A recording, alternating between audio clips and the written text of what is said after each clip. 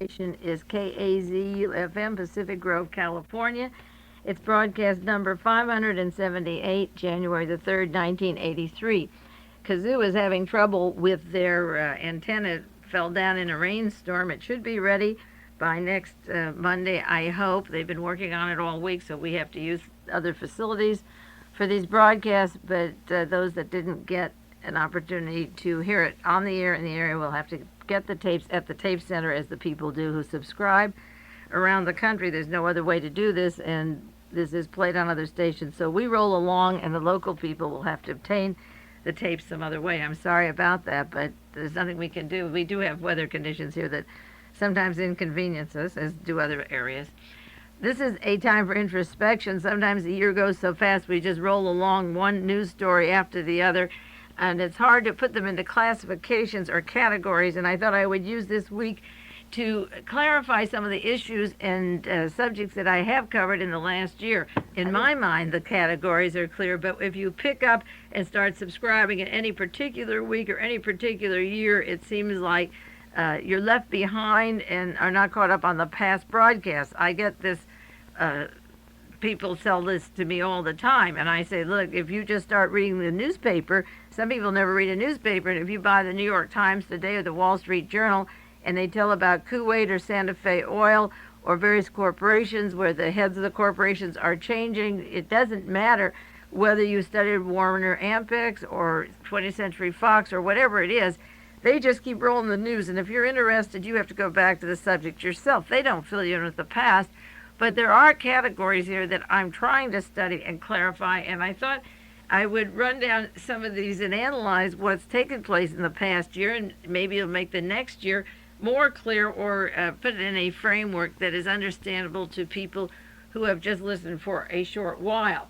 Now, what is the difference between World Watchers and the other news services? Once you've taken the tapes for a month or two, you can figure out that difference, and my sources of information are from the accepted news service. The only difference is that I put them together and come to certain conclusions that I feel are long overdue, and the news service only gives you a new item without putting the various connecting links together. There is always a consensus at the end of the year: the best movies, the best sports team, the best plays on Broadway, the best musicals, the best foreign films. And of course, there was, as usual this year, the top stories of 1982. I took down the list of just a typical cross-section coming from the Los Angeles Times and the Monterey Herald. And this is the top stories listed by the newspapers, several of the newspapers around the country that they considered of 1982. Number one was the nation's economy. That's pretty vague, the nation's economy. 2, 7 die from cyanide-tainted Tylenol capsules. 3, the war in the Falklands. 4, the death of Brezhnev. 5, Israel invades Lebanon. 6, John Hinckley found innocent by reason of insanity. 7, the massacre in the Palestinian camps. 8, the first artificial heart implant. 9, the Air Florida air crash. 10, the football strike. And the runners-up were Poland outlaws solidarity, the space shuttle goes operational, nuclear freeze movement gains strength, conviction of Wayne Williams in the Atlanta child slayings, Pan American air crash in Louisiana, President Reagan's budget victory, the resignation of Alexander Haig, and Reagan's opposition from U.S. allies over the Soviet pipeline sanctions. Now, these are the categories of the most important subjects according to a consensus around the country. Where does World Watchers differ with this kind of a consensus? I tried to list or think what were my priorities for the entire year, 52 weeks of news analysis, taking so many papers. I suppose the most important story, number one, was the revelation of the intricacies of the CIA Vatican involvement in Poland in the forming of Solidarity. I have Solidarity on my list. That's on their list, number 11. I think that was important in the intention to form Solidarity, because billions of dollars were put into the labor union. The Vatican Bank is missing 1.8 billion and won't account for where it went, and they did say 50 million went to Lech Walesa. they put billions of dollars into a loan of the major banks of the world with absolutely no collateral and no way for that nation or those nations that we put it to pay us back, which left the European banks and the Vatican with a drain of money. The Luxembourg, the Liechtenstein, 200 banks in London, the Hambros, the various banks in Europe were traumatized in a way that is going to affect all of us, and you'll feel it for a long, long time, and they're feeling it around the world. The Wall Street Journal had a story, August the 25th, 1982. The world's financial scandals, debt crisis is rocking the international banking system. The very foundation of the banking system is being rocked by the fear of the state of affairs, signaling big trouble because the Bank of Italy, Banco Ambrosiano, Luxembourg Holding Company, concern major offshore centers. It is used heavily by German banks, and it is shaping and shaking the international Western world. I think the financial scandal with the killing of Roberto Calvi in London in June of 1982, and the money dried up and not disclosed where it went, the debts the Vatican won't sign for, the wasting of billions, many billions of dollars in trying to get revolutions started that didn't work, just as the United States sent billions of weapons to the Shah of Iran, and he was kicked out, and there was no way to be paid back for loans that they might have had. But the funneling of money where it cannot be used and it is received by the very people you don't want to have it,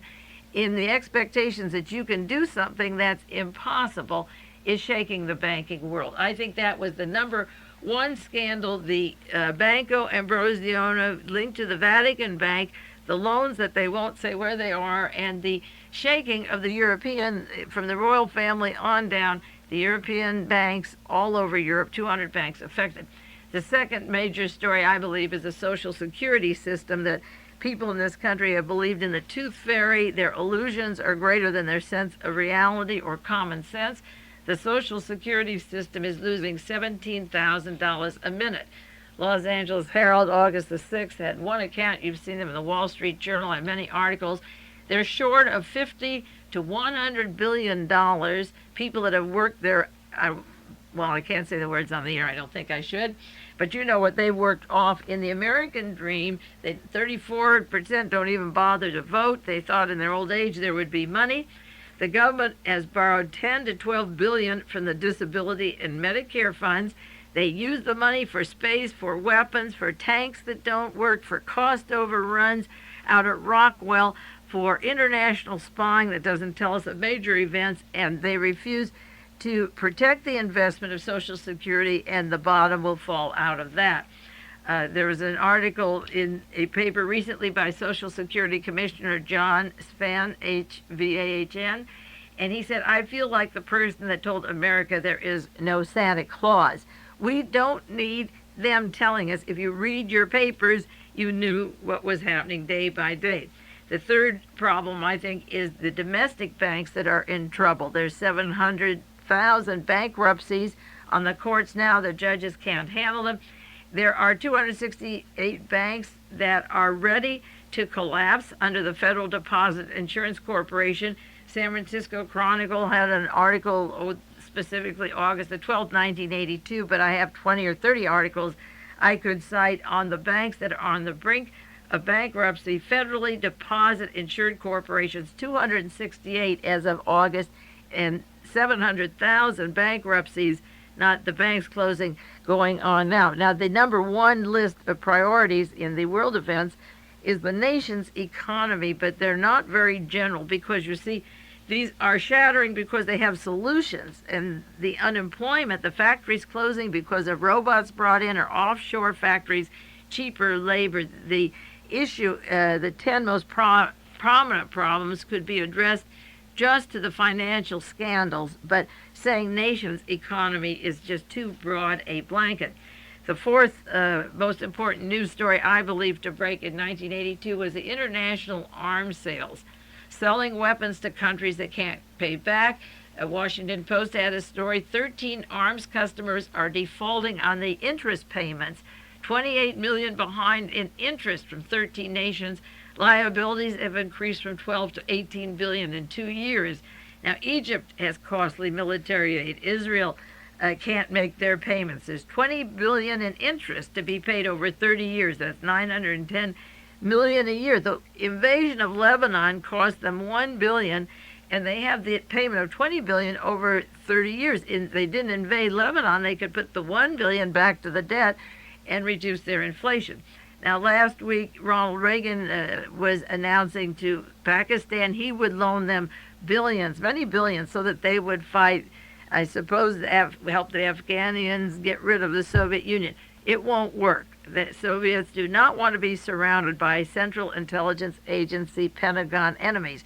It won't work. The Pakistanis are going to be able to pay the debt. They don't produce anything but opium and narcotics and hashish, and we're pretending we don't want that product, although that's what makes the world go around.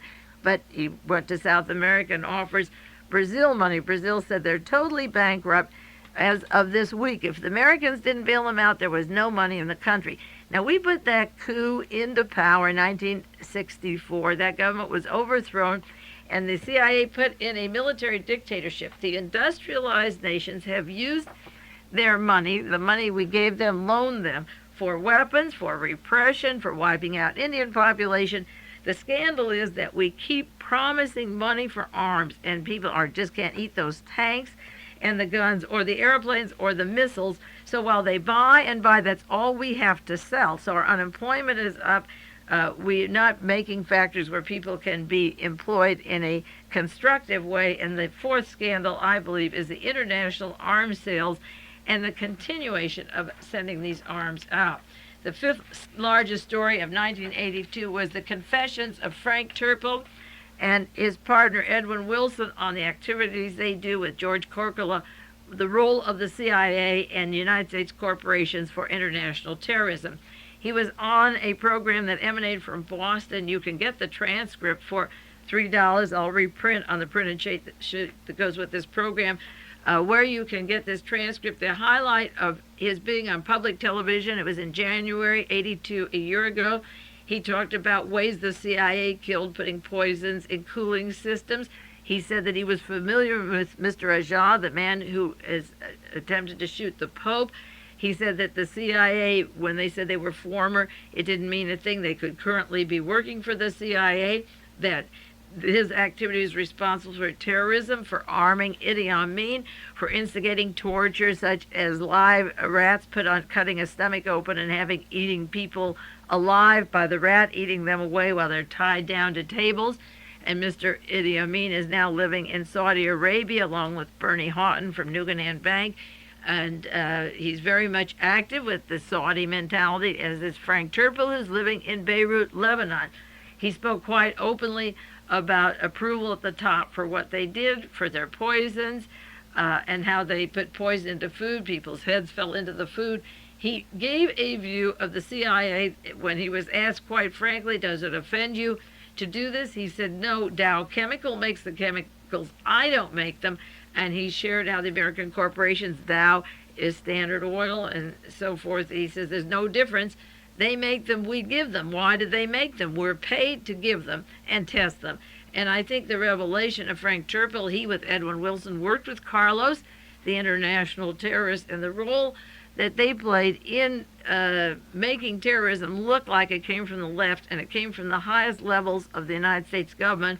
And while he was working for the CIA, Vice President George Bush was his director, and Edwin Wilson and George Corcola, the team. So the confessions, I think, of Frank Turple was one of the most important news stories of the year. The arrest of Edwin Wilson was another important news story. Edwin Wilson is still conducting out of his jail cell. There was an article last week. He's conducting sales, purchases, and distribution of weapons for the PLO. Just December 26, 1981, a year ago, Roberta Jean Barnes was held in Texas. She came home for Christmas. She helps export weapons for Wilson. She's his secretary in London. Edwin Wilson has a telephone in his jail cell, and in 1982, while in jail, he is selling weapons to the PLO. He can make one telephone call a day. He calls London. Then his secretary can call 200 people. He's still in the arms business while he sits in a jail she was apprehended and released. And that, I believe, was an important link to the international arms dealing to the Coogan Bank, because Edwin Wilson was the paymaster for the Bay of Pigs, worked with Theodore Shackley, and these people go back to the murder of John Kennedy and the coup that took place in America in 1963. Edwin Wilson and Theodore Shackley and Thomas Cline, who armed and sent the weapons to the PLO that were responsible for killing Anwar Sadat and arming the PLO more with Mubarak's approval. Those stories of Turple and Wilson were high stories. Seventh on my list of important stories was the promotion of Opus Dei by the Vatican. They were promoted as of November of this year, the end of this past year.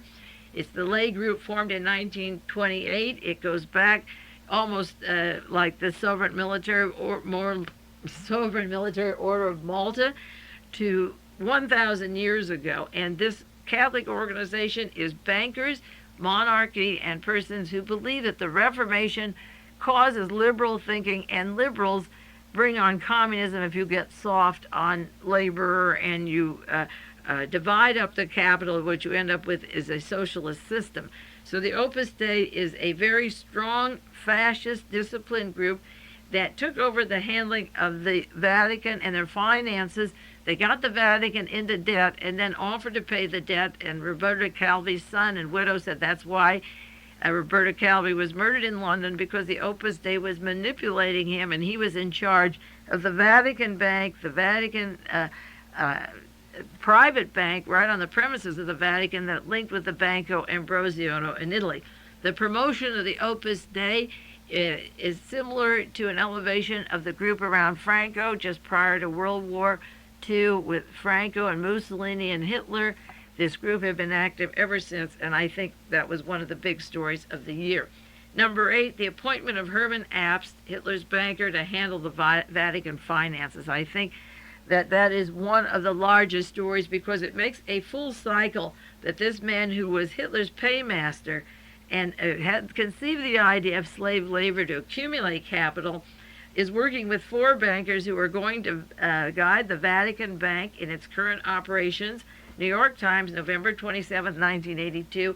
And of course, these are items that I've had on the air in the past year, but I think they're the top news stories of the year, because Mr. Abst, with his Deutsche Bank, was the person behind Hitler's ambitions. He's described by Paul Manning in his book, Martin Bormann in Nazi in Exile. He was behind Bormann, he was behind Hitler, and now at 82, the man who was writing the checks for the Reichsbank is in charge of the Vatican funds, and he was brought in at the time of the crisis, working with lay officials, with 3 other people closely associated with Catholic laymen, Mr. Joseph Brennan from the United States, Philip Duweck, W-C-K, in Switzerland, and now we have Mr. Abst with that team. And number 9, the Falkland War was on. I agree with the national ratings or opinions of the news stories. They have number 3 is Falkland War. I have it, maybe it would be 1 or 2. You could give it any numerical value. Now, the story behind that war was Alexander Haig, who had assured Argentina and the Nazis, Haig, the vicar from the Vatican, had assured them that they could win that island away from Great Britain. That island is strategic to all the oceans down at that tip. It is strategic to Antarctica, and I've done many broadcasts on this importance of Antarctica to Germany in the 30s, and to Hitler, and to the space program, to the UFO program, to the space stations in Antarctica, the Nazi bases, the desalting of water down there, the nuclear energy they're using down there. Antarctica is important. And what was important was that Margaret Thatcher pulled a Winston Churchill and rallied against the extremists, the extreme far right Nazi group. She held that war and kicked them out, at least temporarily. She broke with Haig, and then Haig was fired as the head of the State Department. He was playing both ends against the middle and little tennis in between. Margaret Thatcher was not about to hand over the waterways, even though Great Britain is in debt and needs the money. She was a courageous woman. She's a far right-wing conservative economically, but she had a lot of courage and an unbelievable amount. The women's movement praise themselves for a lot of things they do that are laid back, but they don't say much about Margaret Thatcher. At that time, came and did, it was a decisive opinion. It was as important as if the United States had come in at the time of the Spanish Civil War and stopped fascism, where they were testing the weapons, testing the muscle, and putting Franco in. It was a decisive opinion, and she alone just about carried that entire thing until the Argentines were forced to go back.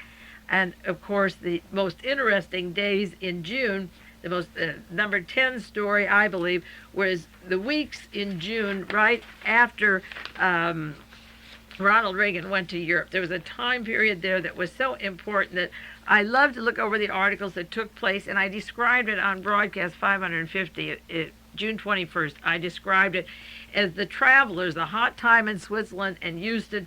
Ronald Reagan, the President of the United States, had gone to Europe, to Versailles, had gone to London and Rome, and then was in Dallas, Texas, and Houston, Texas, promising them the 1984 nominations would be in the city where John Kennedy was murdered in 1962 in Dallas, Texas. Edwin Wilson was arrested that week. He was arrested in Zurich, Switzerland, where he'd picked up $18 million cash. And that same week, Israel had arrested 3 of Wilson's assassins that were responsible for a role in killing the Jewish athletes at the Munich Olympic Games. Israel had swept them up in the Beirut, Lebanon area that they invaded. Also in Zurich, Switzerland, where Wilson was picking up his $18 million, a man was arrested for having supplied the Browning automatic for Agca. Next week I'll do more on the Bulgarian story and how Henry Kissinger and Richard Helms and the powers that be are trying to push a communist KGB story into the shooting attempt.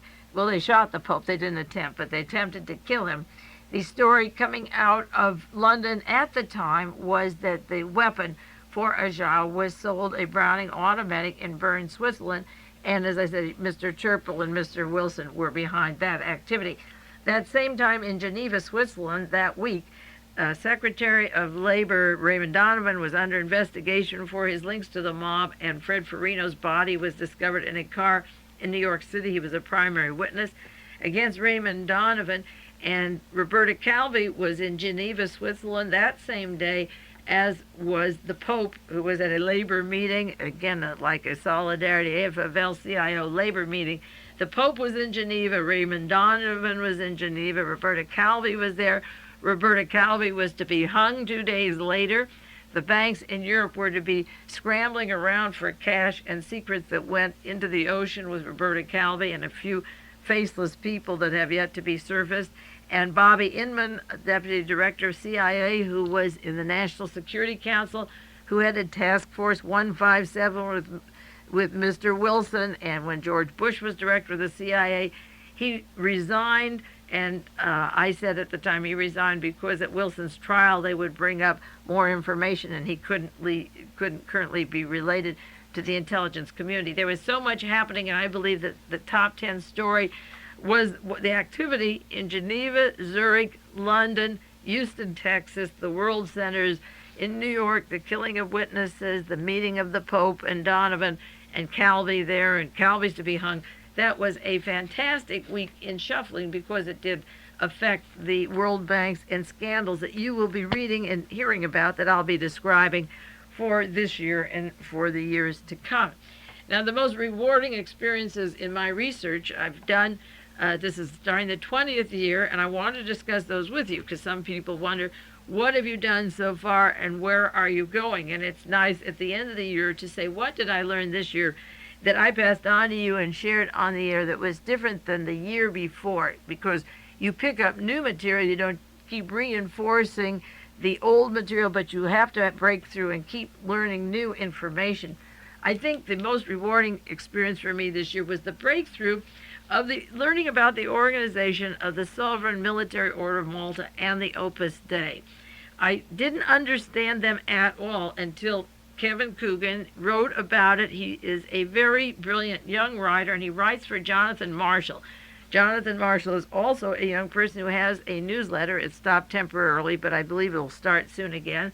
It goes out to subscribers. It isn't well known, but Kevin wrote several articles in this newsletter about the Sovereign Military Order of Malta, and I didn't understand, although I'd done 19 years research, the importance of the religion to the people who are affecting our lives. Theoretically, the Constitution says separation of church and state, but I knew there was a hidden government in our government. I wrote it in my first published article, Why Was Martha Mitchell Kidnapped? The hidden government, and there are many writers, David Weiss, and the invisible government. It's been identified as a separate government, that there are officials in front of us, congressmen, presidents, and so cabinet members, but behind is a secret team that makes the decisions. But I didn't know until I read Kevin Coogan's article and the people that belong to Malta, the Knights of Malta, that there are people who have two passports, one as part of Italy, the Knight of Malta, and American passports. They have dual citizenship, and their first obligation is to Rome, not to the Constitution of the United States. And when Kevin published his article, which I had on broadcast 547, that was May 30th, 1982, some of the members of Knights of Malta, they were all the espionage agents and the CIA and Defense Department people that worked hand in glove with Nazis during the war, before the war, and after the war, that have put those military coups that I've described, the labor groups, whether it was in Guyana or Nicaragua or in Iran, wherever we had coups, these people were the ones that made the decision to put in the right-wing, extremist, anti-Semitic, fascist elements. And some of those people's names, such as James Angleton, who's notorious with the killer squads, who worked with Otto Skorzeny and saved Skorzeny, these are Knights of Malta. Robert Applenalp, Richard Nixon's friend, who would fly him to the Bahamas, bought his homes in California and Florida. James Angleton, Robert Applenalp, Joseph Bettinger, who founded the Bilderbergers, that then branched off to be the Trilateral, who worked with Prince Bernhard from I.G. Farben and Hitler's Gestapo group. From the Netherlands, William Buckley, James Buckley, William Casey, the CIA director. Reinhard Gehlen was knighted immediately after the war and then formed our CIA.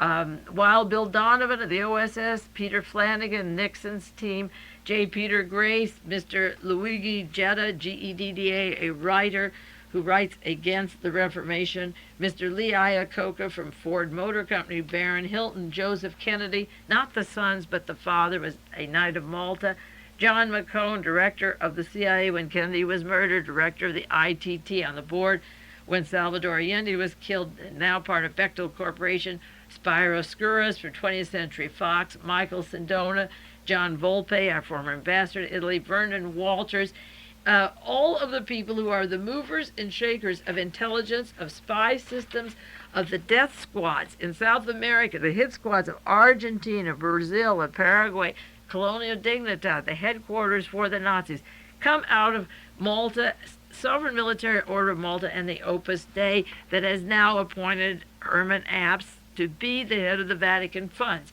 I was not aware of that in 1981, and when I caught on to these connections, then I realized what really had happened to America. And whenever I find the biography of a person involved in some treacherous activity, I look up in Who's Who, and he is knighted by the Knights of Malta. It will say that.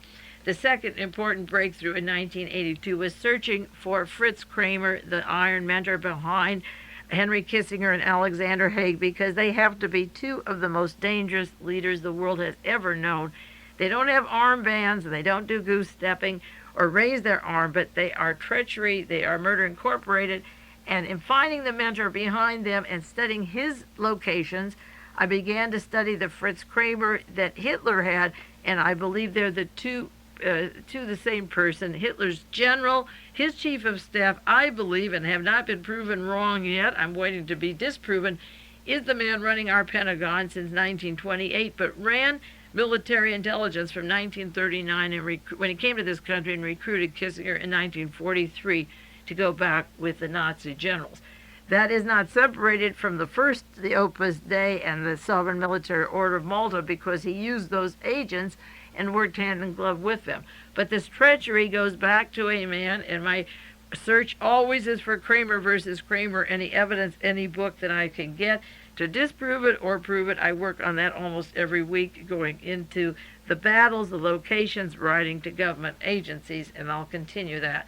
The third thing I learned this year that I didn't know before, and I still in some ways believe in that tooth fairy like the rest of you, was that there was a differentiation in policy between our government and Nazi Germany, and every day it becomes more and more clear the sympathy of the heads of government of Great Britain, the United States, with the Germans and the Italian fascists that they put into power. I didn't realize how strong it was. I referred to the book of Charles Hyam that just comes out this week called Trading with the Enemy, and he'll be giving press conferences around the country.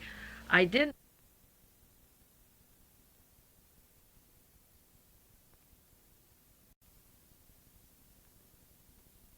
I'm going to share with you some more information on the transfer of Germany into the United States Army in 1939 of persons without American citizenship that carried us right through this war period and then became part of the American Army that would begin immediately another war against the Soviet Union, which was what General Patton wanted all along.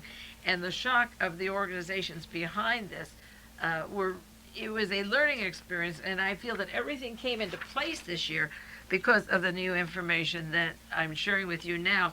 And finally, the major thing that I learned, that, to put it concisely, was the elevation into the establishment media, the acceptance of having to investigate the banking failures.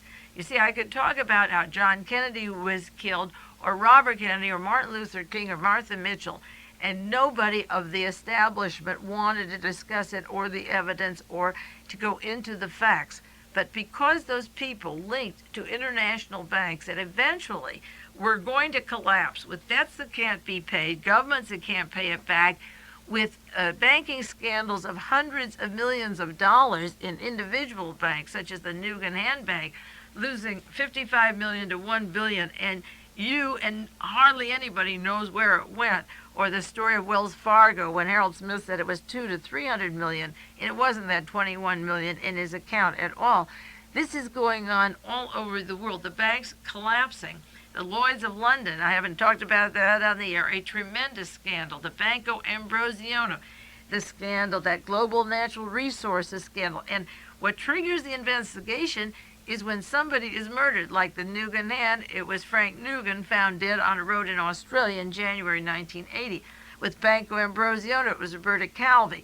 Now, if I just talked about their murders, it wouldn't be important, but they're looking for the lost money and the banking accounts, hundreds of millions and billions. And when the investigators, whether it's the FBI or the Security Exchange, when they go looking for the money, then they come to the murders. And so that this past year, the major bank stories have emerged in New York Times, Wall Street Journal, particularly the Wall Street Journal, that never covered crimes at all.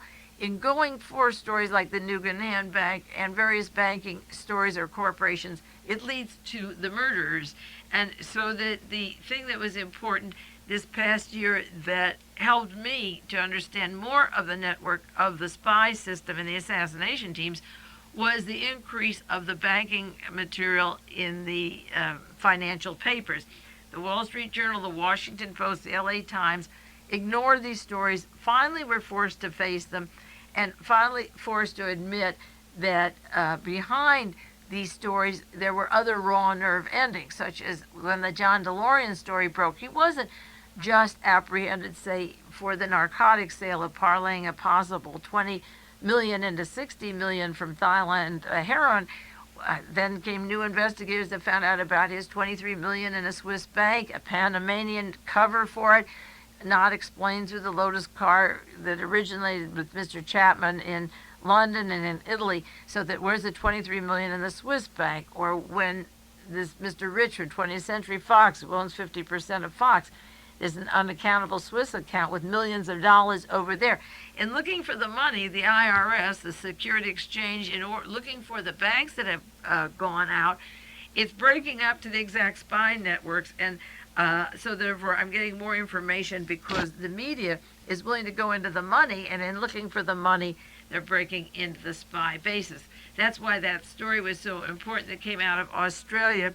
Two stories recently, one in the LA Herald that was reprinted elsewhere, and one out of an international magazine on foreign affairs that said when you look for the murders, when a man was studying Australia, there were isolated what were murders, there were suicides, there were witnesses being killed, there was evidence being destroyed, there were banks collapsing, and all of a sudden they realized that it was all a parcel, and that's very important because sometimes I talk about missing money, sometimes I talk about apparent suicide and murders and scandals, but CIA also was the ingredient.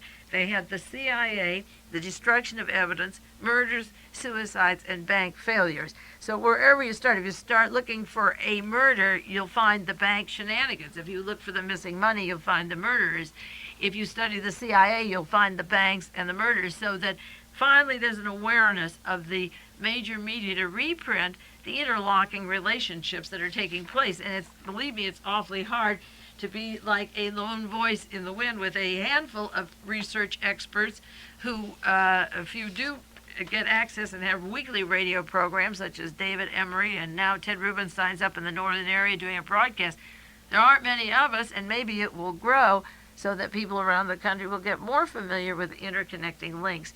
So that I learned a lot this year by the establishment media printing details that we didn't have access to just studying the murders. And then finally, I learned a lot more this year on the importance of Antarctica, on studying Admiral Byrd and his trips down there and the reports that are locked up, the National Geographic relationship between one trip and Pan Am and Antarctica, and Earl Warren on the board of National Geographic, that group, and their close relationship to NASA and to the Nazis and their exploration information.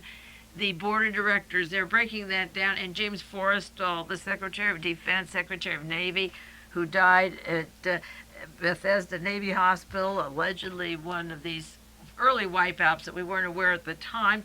And I was studying Hitler's routes into Norway, his trips with his boat up to Norway, the geography and the politics of Norway, Antarctica, Nazi Germany, the expertise, the technology there, von Ribbentrop's trips and interest in Antarctica.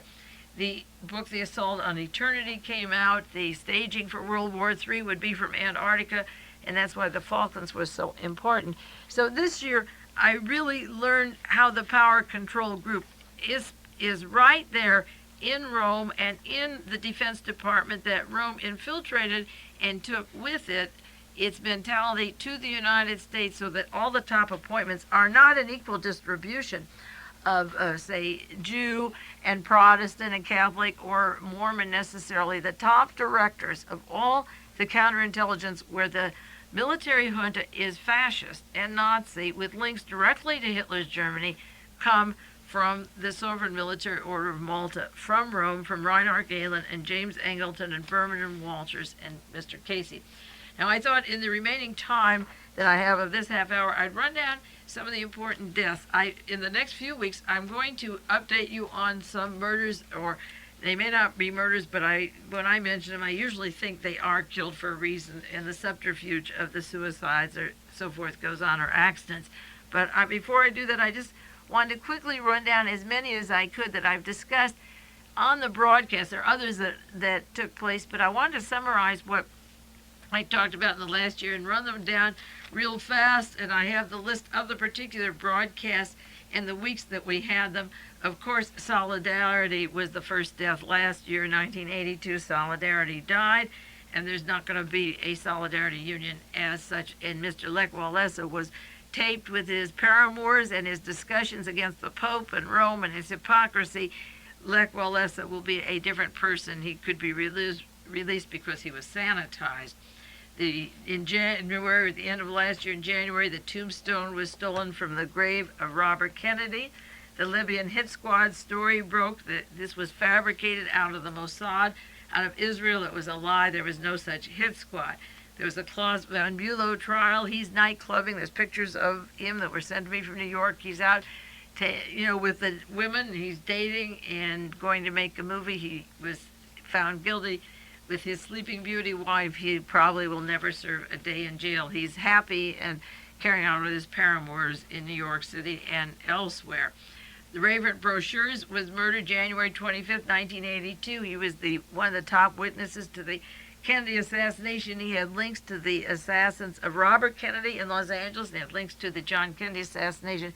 He was a close friend of David Ferries. The same week that Brochure died, in San Francisco, Max Kirchner was killed in San Mateo, Kurschner, a nephew of Vito Genovese who worked with Jack Ruby, close associate of Carlos Marcello. He was a mafia hitman who killed at least 53 people for the mafia, but worked with the JFK assassination team's. Brochures and Kirchner died the same time. Air Florida crash went down. That was an important event. I don't think it was, according to the major news stories, one of the top 10. But if they carried it properly, it would be. It had to do with an air war between Western Airlines, with Neil Burke, with Mr. Kerkorian at MGM. And I did 3 or 4 broadcasts on Air Florida, the sabotage of the plane. And it had to do with an air war, and again with Pan Am, with monopoly of flights down to Antarctica and all of South America. Air Florida crash had to do with an ongoing and still going air war that swept in Braniff versus American Airline, and Braniff went under. The air war signaled with the downing of Air Florida out of Washington, D.C. It's quieted a little, but not totally, but right now it's under control. It's not bubbling. At least it doesn't seem to be at the present time. January 1982, January 31st, I was finding the links of George Bush to the murder of Anwar Sadat and to Orlando Letelier and Ronnie Moffat in Washington, D.C., and now Edwin Wilson again. A year later is talking about the foreknowledge of the Letelier murder and his team that worked out of Task Force 157, the CIA, when George Bush was director. Edwin Wilson is in jail, and he's singing a little. He's a little bit of a canary, but he is being linked through Jack Anderson's help, and Anderson writes closely about Edwin Wilson, the foreknowledge of that particular murder being set up. The Washington CIA were behind it. Ted Kennedy escaped death. Ted Kennedy Jr., he was scheduled for Air Florida flight, the one that went down. Natalie Wood died in February 1982.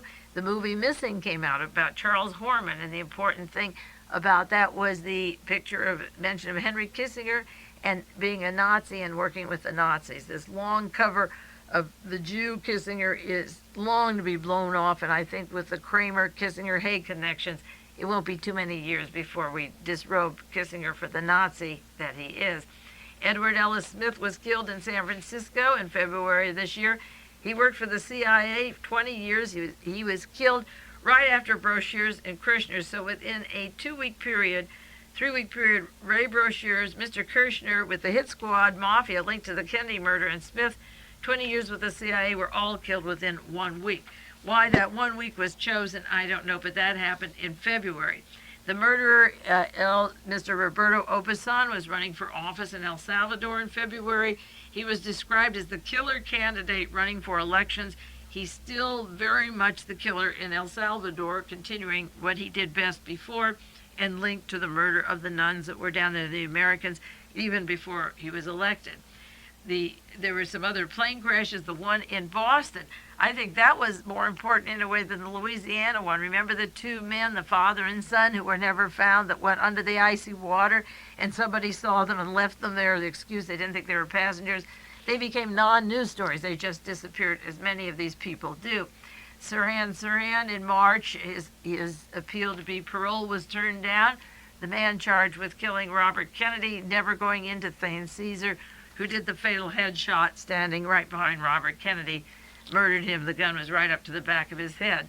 The men involved with the Malcolm X conspiracy were talking. There are 3 killers involved, and they want to expose who steered them there. We talked about that in March, but they've not been allowed to have another trial or a hearing to look into the murder of Malcolm X. Carlos the Killer surfaced in Holland, and John Belushi was murdered in Hollywood. That was in March. Can you believe it was that long ago? And the Hollywood police led his companion, Miss Smith, away, and then later she tells how she gave the coup de grace, shot him, and he died. John Belushi was a very political person, and of course the best movie probably that he was to make up to that date was Moon Over Miami. It was a cocaine dealer in Florida again, and he would play the FBI man, and the cocaine would come in from the South America, and of course that was the DeLorean cocaine route, and the FBI didn't appreciate, I'm sure, nor did the powers that be in Washington, that he was making fun of the FBI and the cocaine dealers, and that movie never took place. He was to have the director, Mr. Maul, who did Atlantic City and My Dinner with Andre. It was to be a A1 movie on a serious subject, done with a little comedy such as Charlie Chaplin's Dictator. But after that, Chaplin was literally removed from this country on all various charges, never lived here again, and just came back once shortly before he died. John Belushi was in March. Continuing in March, we discussed the macabre death in Mexico. 12 people mutilated. These were actually the worst kinds of mutilations since the quartering of people by Michael Townley and the Nazis down at Colonial Dignidad, that Operation Condor, Murder Incorporated of top Nazis that are sent all over the world. There's a new book out, if you can get it, on Secrets of the SS by Enfield, and he has a chapter on Colonial Dignidad. I did broadcasts on that and the comparisons to Jonestown in Guyana. Right after that, there was the cover-up of the CIA man, one of the top intelligence men in Mexico, Miguel Nasser Haro, H-A-R-O. He was not allowed to be arrested. He ran $8 million stolen car ring from the United States to Mexico, but because he's high up in the Mexican intelligence, all of that was hushed up, and the horrendous murders, if you want those tapes, that was tape 539, if you want some gore. Hitman, he was arrested in Brooklyn, John Paul Arthur, in April of 1982. You haven't heard much about him in the news. He worked for Mr. Wilson and Interpol and did murders, and he came to Brooklyn to kill somebody with high links to the international terrorist group. You haven't heard a word in the news or follow-up on John Paul Arthur. John Hinckley was acquitted because of his mental state. He had Edward Bennett Williams, the attorney for the Central Intelligence and for the Mafia, as his attorney, and he'll be off and out of the mental institution soon. He says he'd like to be a security guard. Hinckley has connections to North Carolina, to the Nazis in Chicago and California. In Denver, Colorado, he belonged to a fascist element with links over to Frankfurt and Germany, but Hinckley got off, and the Nazi connections, just as the Nazi connections to Agca, the fellow that shot at the Pope, are being covered up to keep stressing a Bulgarian contact. Hinckley was acquitted because he is a part of the Hitler Youth Group in the United States and has an attorney that represents that faction. Again, coming out of the Opus Dei, Sovereign Military Order of Malta, CIA intelligence, Hinckley got off, and the prosecution, of course, was a farce. Captain Alfred Astiz, A-S-T-I-Z, was captured by the British in Falklands. I discussed him. He went to London. He is in charge of Murder Incorporated, the death squads in Argentina. He had rounded up thousands of people. There was one example I had in the air of 4,700 people. Only 100 survived. He infiltrates all the left groups, captures people, tortures them, and then has them murdered. He was captured by the British in a small island over there right next to the Falklands. He was flown to London. Then he was flown back to Argentina with no charges of past crimes of any kind. I don't understand the mentality of these people, but of course it was out of the London jails that Walter Dornberger was freed to continue his genocidal policies for Bell Helicopter in Dallas Fort Worth area. With a link to the John Kennedy assassination, Dornberger was released from the prison in London, just as Nuremberg released the top Nazis with the help of John J. McCloy from the Warren Commission, Chase Manhattan, and so forth. This Captain Alfred Astiz was removed from Great Britain and taken back to Argentina, identified as one of the worst torturers and murderers in Argentina. In June 1982, Fred Farina was murdered, as were two other people I mentioned before, while Raymond Donovan was in Geneva, Switzerland. The primary witness against Donovan's links to the mob was murdered and put in a car. And that same week in Geneva, Mr. Grellmeyer, Herr, H-E-R-R, then Grelmeyer, was arrested in Bern, Switzerland. He had supplied the weapon that shot the Pope in Rome. Graziella Caroche, Graziella Corrocher, the secretary to Roberto Calvi, when flying out of the window of the Banco Ambrosiano the day before Calvi's body was found. She was in charge of the Banco Ambrosiano, the largest bank in Italy, the Milan branch, that recently had a drug bust of $590 million.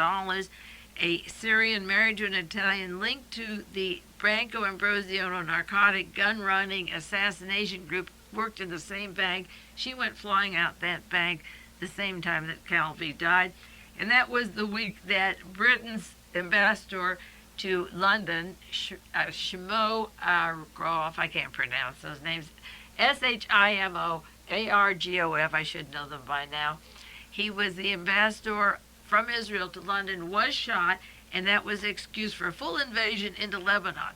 Now the question is, where is Mr. Argoff now? I don't see him around. I never saw a picture of him.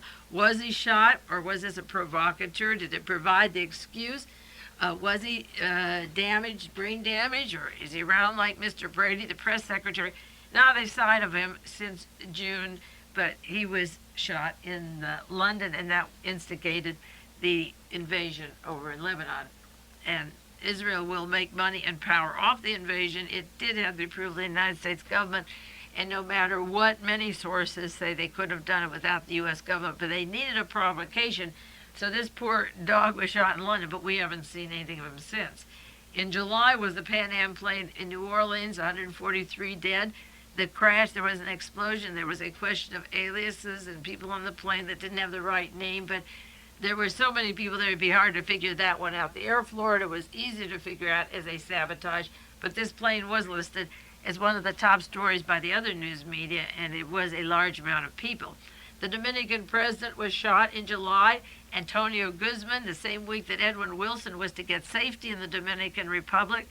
Michael Sindona from the Vatican Bank, working with Gulf and Western, and the various corporate heads in Hollywood, was involved with the Dominican Republic, and Mr. Trujillo, who was murdered, his account went to Richard Nixon. A big hunk of millions of dollars had gone to Nixon after he was murdered. Now they have a new president. That was a long time ago. We're talking about ancient history, but people like Nixon still live on and accrue millions of dollars from these acts. Mr. Wilson used the Dominican Republic, and it was used for laundering a lot of money of the Central Intelligence Agency and for narcotics traffics, and Edwin Wilson thought he would have immunity at the Dominican station at the airport, but technically he wasn't in the country. He was at the airport, and he was picked up and brought to the United States and arrested. But the same time that he was arrested, the president was shot. Mr. Guzman, that was the end of him. In July, the Philadelphia Main Line saw a murder that preceded the Grace Kelly murder, of course. Mr. Cortland Gross, with his wife Alexandra Van Wanamaker Gross, and their cook Catherine Vancer, Vanceurveur, her name is Veur. The maid and Mr. and Mrs. Gross were murdered. They lived right behind the brother of Nancy Reagan, Dr. Richard Davis, right from the Philadelphia Main Line. Now, he was one of the founders of Lockheed Aircraft, one of the heads of the Lockheed Aircraft for years. Lockheed had funded millions of dollars into Italy to overthrow the elections there. It was a conduit for the U-2 flight for Gary Powers. As much of the budget for the CIA went to Lockheed as to any private corporation. Maybe it was divided between Lockheed, Hughes Corporation, and ITT as the main industrial conduits. Mr. Khashoggi from Saudi Arabia got $1 million settlement from Lockheed just when this activity was going on. Of course, his agent, Mr. Junot, was married to Princess Caroline of Monaco for a while. He's now dating one of the Habsburgs. But Lockheed has been a conduit of millions of dollars of espionage money, and at a time when the Vatican Bank was being investigated with the Banco Ambrosiano, the collapse of that bank, the Bank of Italy, and the Vatican money, and the linking to the espionage money of Mr. Licio Gelli, who had fled Italy and gone down to Argentina, who was soon to be arrested at the time when all these scandals were being investigated. The former head of Lockheed was murdered. There is no suspect. They pulled in one person on the flimsiest story, and there hasn't been any more out about that. Edwin Meese's son was killed in a car crash in July, and in August, Vic Morrow on the Twilight Zone movie with two Vietnamese children was killed. And there were a lot of scandals about possibly putting more dynamite into that plane that was supposed to be transferring it just before that plane crash. Vic Morrow had an interesting background, along with William Holden and Natalie Wood, with the highest echelons of intelligence in this country. They mingled easily in and out of Switzerland and Swiss banks. Vic Morrow was killed on the set. Now, Erskine Carter from New York City went out of a window. He had the deciding vote of global natural resources. We talked about that on the air. And his proxy for the stock, 1 million, showed up in Monte Carlo just the week that Grace died. Robert Vesco was in on the global conflict as against Bernie Cornfield. They were taking opposing sides, and they were one of the factors of the German side working with Bernie Cornfield in Europe with the control of global natural resources were the Warburgs. And then one of the Warburgs died shortly after Mr. Erskine Carter went flying out the window. This has a lot to do with the North Pole, the minerals and resources of the Arctic area. Just before Grace Kelly died, the proxy chips, 1 million, as I say, that belonged to Mr. Carter were in Monaco. So the mainline death of the Lockheed family, husband and wife and maid, is unsolved. Also, besides the Lockheed death, there was a crash of charter airplane, the president and 4 others. I just had that on the air in August of '82. Those were links to Billy Carter and again Robert Vesco, and a controversy of charter oil with Gaddafi. And Gaddafi has been a long recipient of CIA and Defense Department funding to make it appear a terror on the left. In Ireland, the top law official there, Attorney General Patrick Connolly, was surprised when they went to his home and found the most wanted murderer in the country of Ireland. Now, that's pretty hard to decide which one that would be. Biggest manhunt in Irish history. He was living with the Attorney General in his home, wanted for murder, and while they were doing the manhunt, he was staying at the home of the Attorney General in Ireland. There was another air crash out of Mexico that I had on the air in March about Billy Carter. The air crash took place in March, and I described it in August. Also having to do with charter oil and Libya and Gaddafi and Jimmy Carter and Vesco. The family was Elmo Belloumi, Belloumini, California businessman. His plane went down in Mexico. In August of this year, David Dodge, D-O-D-G-E, of Beirut, president of American University, was kidnapped. Have you ever heard anything of him? I haven't heard a thing in the news since. He was picked up and kidnapped. He's a graduate of Princeton. Family is from Princeton. His father's founded the university at the time that Israel invaded Lebanon. He was at the American University and was literally kidnapped. There hasn't been a word, or I think one article in Spotlight said, where is David Dodge? It takes sometimes the far right-wing conservative papers to even ask a question that the so-called, the unbiased, you can't call them the liberal press, but the major media, TV and otherwise, do not carry these stories. Where is David Dodge? Just as I asked, where is the ambassador to Israel who was shot in London that triggered off this invasion? Philip Haymeyer died in August, chairman of the New York Cotton Exchange, 37 years old. I keep a category of the murdered millionaires, the heads of corporations, or the Security Exchange, the air crashes, and so forth in these various categories, because later investigations are revealed that they were starting to investigate them, and maybe such as the Coogan Bank, they were looking into the heroin connections and drug connections and manipulations of politics in Australia from 1978 to 1980, and Frank Coogan wasn't murdered until January 1980.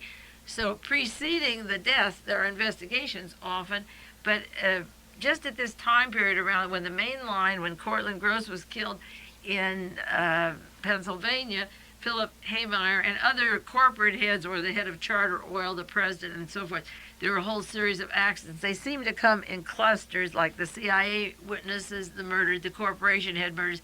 They bunch together, and I know there's a certain pattern of often people from a certain social set having something in common.